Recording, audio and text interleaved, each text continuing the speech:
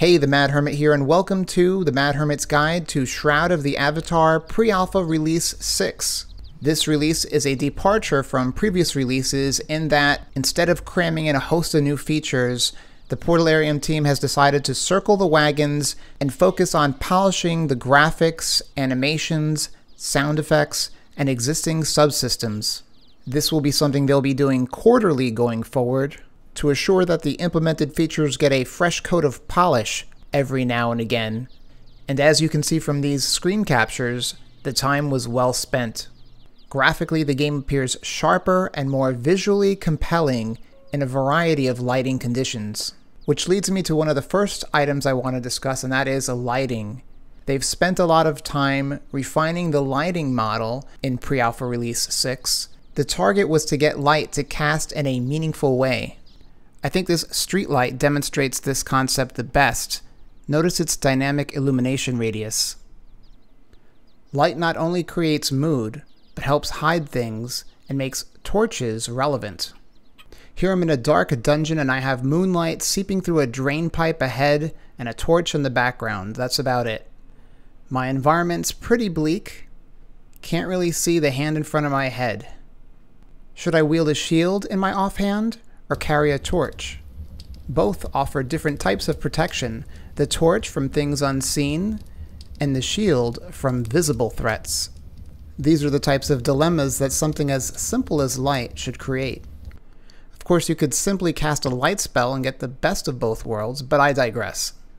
Keeping with our light theme, additional triangles were added to castle walls and dungeon walls, and this allows them to reflect light in a more realistic manner, giving them more depth and texture. Bump mapping on terrain was also improved, also giving terrain a lumpier, more textured feel. As you wander around in R6 for yourself, you'll see all the great visual improvements that have been made. There's too many for me to include in this video, so I'll leave it up to you to discover. For now, I want to switch gears and talk a little bit about some of the features that were added in this release. If you want to experiment with player housing, you can do so by securing a lot in any of the towns or villages in the Vale. Of course, housing is available on a first-come, first-served basis, so if you secure a lot, it'll be yours for the duration of the Pre-Alpha 6 release, provided there are no wipes. This is a test release after all. To make finding an available home site easier this time around, go to the town crier and type, "How many houses are free?" He'll let you know if and how many available lots there are, saving you from having to run around aimlessly through a town with no available vacancies. Of course, knowing that there are lots available doesn't make them easier to find. That's why this time around you can hold down the P key for plot. Holding the P key down releases wisps of smoke that indicate where vacant home sites are, which will help point you in the right general direction and save you a ton of time while house hunting. Also, entrances and exits to maps now have a visual indicator, making it easier for you to locate them. Want to take a picture of something scenic but your avatar gets in the way? Type /visible to toggle your avatar off. You can then hit F11 to snap a picture, and then toggle your avatar back on with the /visible command once again. Did you come across some great loot that you want to share with a friend? You can now give items to fellow players by dragging and dropping them on their avatar. Tired of always walking around with a weapon in your hand? You can now hit the Z key to equip and unequip a weapon. During combat, double-clicking on any of the W, A, S, or D keys allows you to perform an evasive maneuver and evade attacks. Lastly, Pre-Alpha Release 6 includes 3 new home styles and 1 updated home style. This is the updated Founder Lord home, and it got quite an update.